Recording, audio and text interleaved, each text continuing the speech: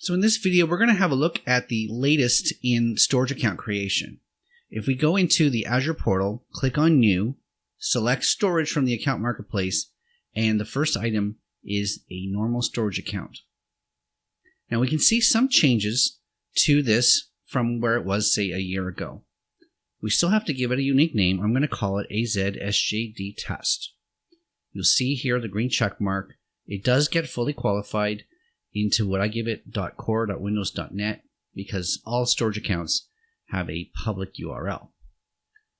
Now at this point, we should be all creating storage accounts using the Resource Manager model. Unless you have a really specific need to run things using the classic portal with classic virtual machines and classic networks, then you really don't have a need to create new storage accounts under that model. So we should all be using the Resource Manager model at this point. Now, Microsoft has expanded the drop-down from this account kind. It used to just say general purpose or blob storage. Now we have general purpose v1 and general purpose v2 as well as blob storage.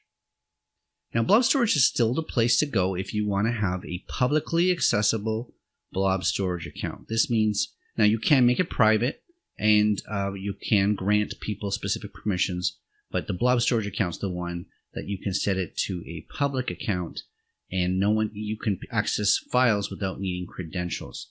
Okay. Storage and storage v2. So storage is the typical general purpose storage account. If I select it, I get a choice between standard and premium, which, as you know, is the hard disk, the spinning platter hard disk, or the flash drive, solid state drive. There's slightly different pricing for storage when it's in hard disk or in solid state drive. Of course, solid state disks are quicker to access, so they're a little bit more expensive. We do still have, so for solid state disks, you don't get the same redundancy options in terms of getting this globally redundant. If you choose the standard performance, then you can go from local redundant, zone redundant, geo redundant, which is global essentially, and read access geo redundant. So you have to choose the standard option to get those redundancy options. But when you've got 3 copies of your data in the data center, you may not need to have it so globally redundant. Secure transfer required, and so if this is enabled, then you need to use SSL access to access this using REST APIs, for instance. Leave that enabled.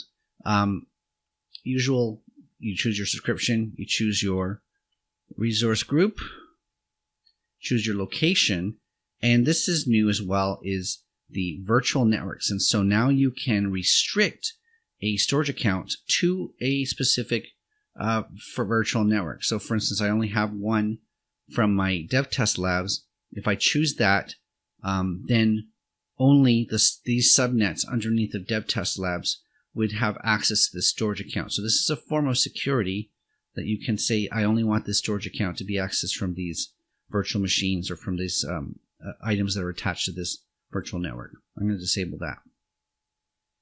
Now, that's the V1 account, and that's the way that it's pretty much always been with a couple of new options. If we go to the V2 account, then we get an additional decision to make here with this access tier. So we have the cool access tier and the hot access tier. Now, the hot access tier is what we're used to with storage accounts. That means that our data is immediately accessible. Okay, so we can store something in a blob, we can delete it, we can update it, we can move it, all with those normal storage and access charges. The cool tier is designed for data that is cheaper to store but more expensive to access. And this is for something where you don't expect to need to access it anytime soon. So for instance, you might have your backups in cool storage, because if you do need to access your backups, then you don't mind paying a little bit extra. And backups are one of those things that typically are large, and so they cost a lot to store. And so to save money on the storage fees, but only have to pay a little bit more if you want to copy the files, that's pretty much a fair trade-off.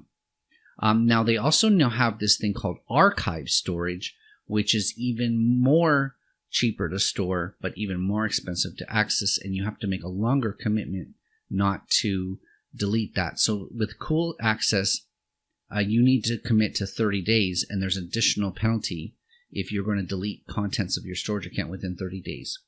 Okay, so hot is what we normally get, but you now have additional options that may make things cheaper for you. You get the same options in terms of security or virtual networks. The thing to notice with the storage V1 versus V2 is that storage V2 is actually slightly cheaper to store, but is actually, you're going to get charged more for the more I/O operations, the more reads, the more writes to it. Okay, so there's some financial decision here. If you've got, depending on your style, if you've got applications that are storing data but not really doing a lot of I/O operations on it, maybe you might save money on the V1. But if you've got static data, which is a lot of I/O operations, it might cost you more under the V2 account. Okay, so this is the new settings for creating storage accounts. That is, this is recorded in December 2017. So Microsoft has sort of continued to add little features as the years gone on.